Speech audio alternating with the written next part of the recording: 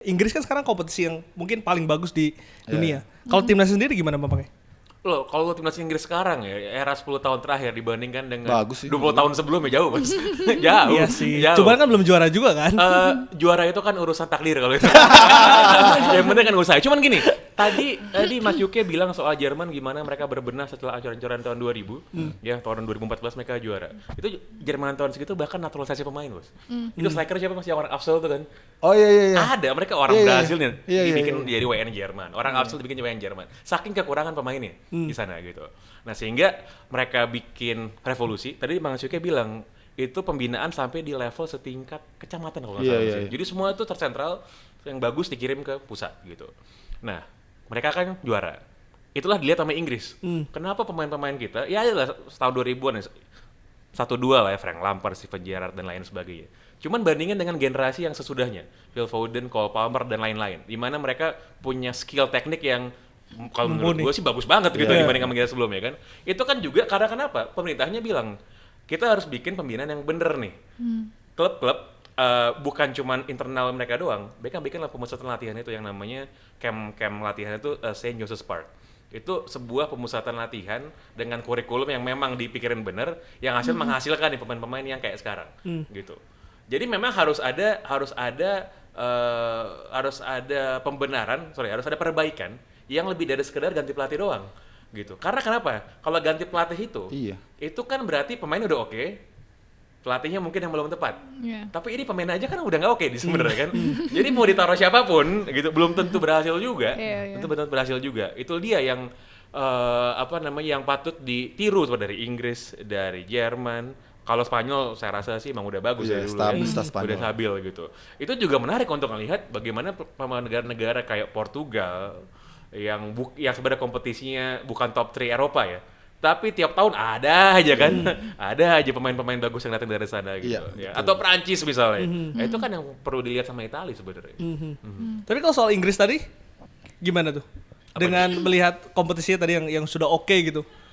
Dengan prestasi timnasnya sekarang, apakah di bawah Tuchel ini mungkin akan juara gitu? Menurut gue chance-nya nggak kecil ya, gede sih sebenarnya. Cuman ya gini, untuk jadi juara turnamen knock-off kayak Piala Dunia, itu sebenarnya kan teknik sama skill saja sama taktik aja nggak cukup sebenarnya. Dari antara sekian, apalagi ntar yang main Piala Dunia ada berapa negara tuh? 48 negara kan gitu. Cuman satu yang juara gitu kan. Kalau nggak juara nunggu 4 tahun lagi. Jadi secara statistik sebenarnya probabilitasnya kan kecil sebenarnya kan.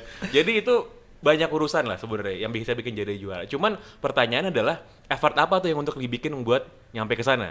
Jerman ketika juara 2014 usaha mereka tuh udah maksimal banget gitu kan. Generasi Ozil, Khedira dan lain-lain itu kan adalah kulminasi kan dari usaha-usaha ini yang udah dilakukan. Dan gitu. diasporanya banyak gitu. Diasporanya banyak gitu kan. Kita lihat waktu Spanyol 2010, waktu Prancis 2018 juga. Ketika mereka jadi juara kita nggak kaget lihat ya gitu kan. Memang mereka sudah berusaha dengan sekuat tenaga dilakukan gitu. Nah Inggris saya rasa sih udah sekuat tenaga juga ini. Tinggal perkara nanti ini beruntung nggak undiannya nanti gimana pas berarti ini secara apa ya? Secara tim tuh sebetulnya udah siap, secara pelatih udah oke. Udah. Tinggal takdir tadi. Iya, itu kan takdir menentukan. Gini, soalnya gini, kalau lo ngomongin sepak bola di level yang super elit kayak Piala Dunia ya, kualitas pemain satu sama pemain lain tuh nggak ada bedanya, Bos. Nggak ada bedanya itu sebenarnya. Udah 11-12 lah. Itu semua mirip semuanya gitu. Mirip semuanya gitu. Secara taktik juga itu sebenarnya nggak ada bedanya, tinggal masalah gimana filosofi permainan dari masing-masing pelatih. Itu kan hal kecil yang menentukan di lapangan itu kan. Siapa yang bikin salah? Apakah ada peluang? Makanya salah satu statistik yang sebenarnya paling bagus buat dinilai itu sebenarnya kalau buat saya itu XG kan. Expected goals, bukan cuman shot on target. Berapa bagus sih peluang yang lo bikin?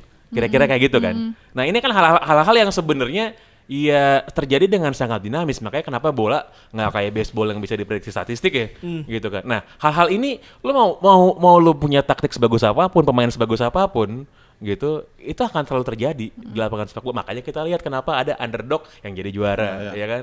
Kenapa ada tim kayak PSG nih misalnya. Emang di awal Champions League musim ini emang ada yang penjagokan mereka top 5 jadi juara? Nggak ada.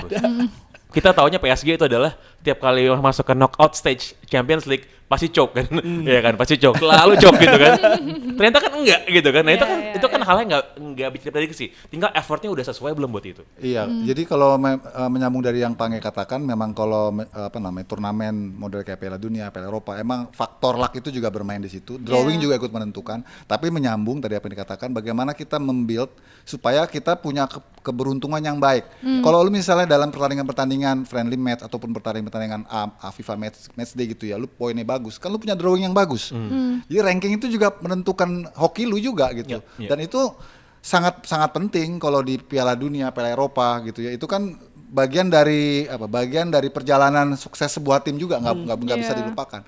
Paling itu maksudnya bagaimana sekarang Inggris dan juga Italia ini mulai coba menata lagi kemampuan ataupun juga level mereka supaya mereka bisa menang dan mereka punya ranking yang bagus. Kemudian pas main di cup-nya, entah itu di Euro, entah itu di Piala Dunia, mereka punya positioning drawing yang positif. Itu kan juga bagian dari strategi ya untuk bisa mereka sampai di peak gitu.